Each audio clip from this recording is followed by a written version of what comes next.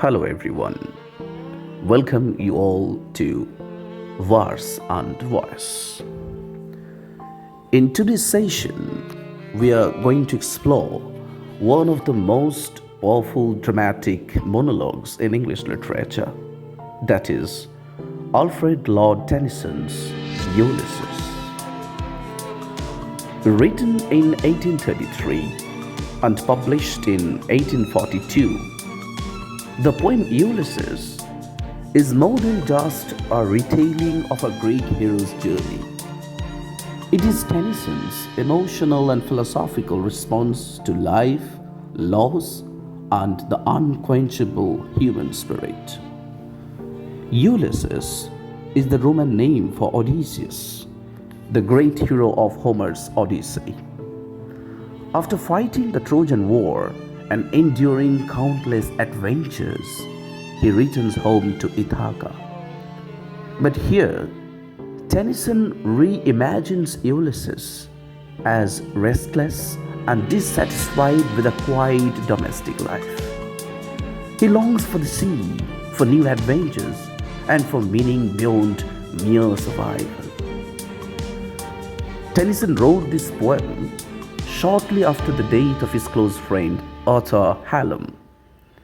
In Ulysses' voice, we hear echoes of Tennyson's personal grief, his desire to move forward despite sorrow, and his search for purpose. The poem Ulysses is a dramatic monologue.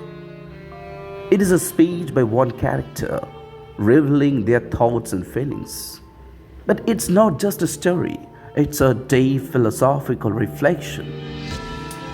Tennyson uses blank verse, unrhymed iambic pentameter, which gives the poem a natural flowing rhythm, almost like a speech or a soliloquy in a Shakespearean play.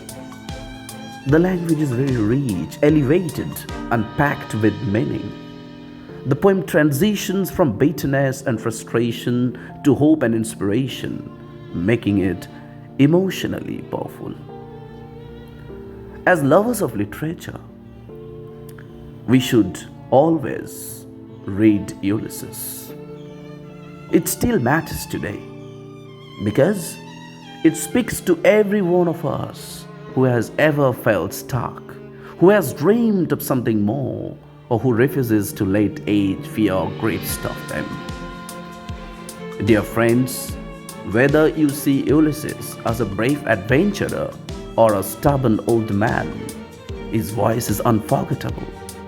He reminds us that life is not about sitting back and waiting.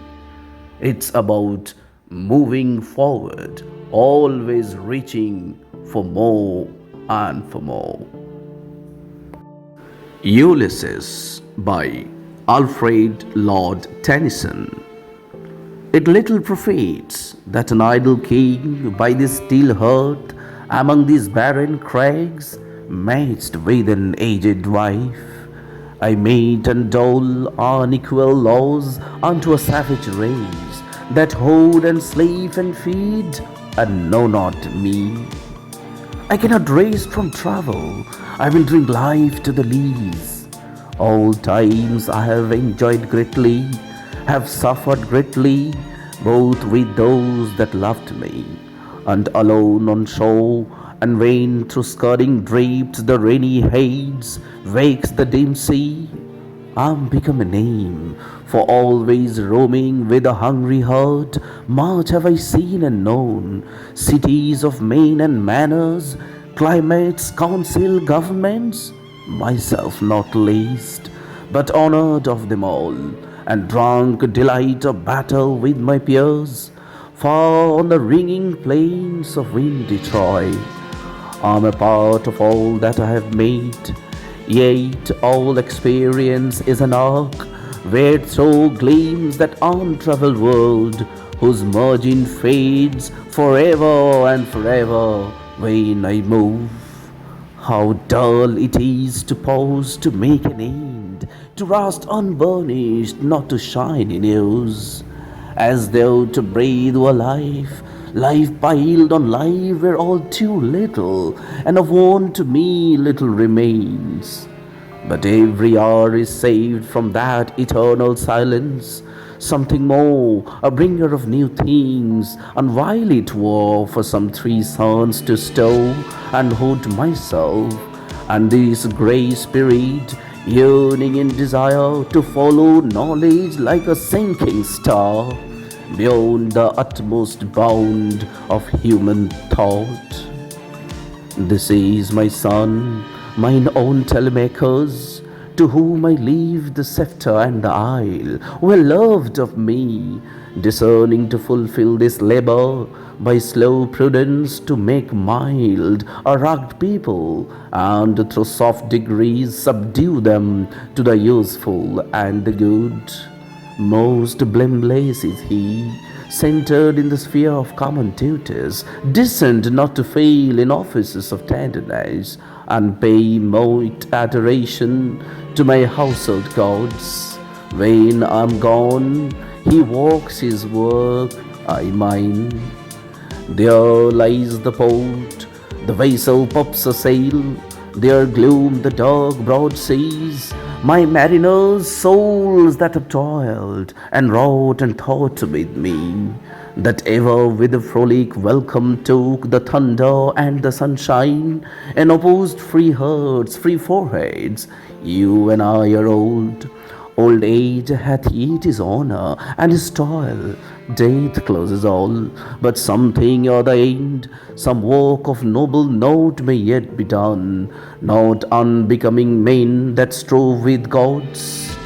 The lights begin to twinkle from the rocks, the long day wanes, the slow moon climbs, the deep moans round with many voices. Come, my friends, it's not too late to seek a near world.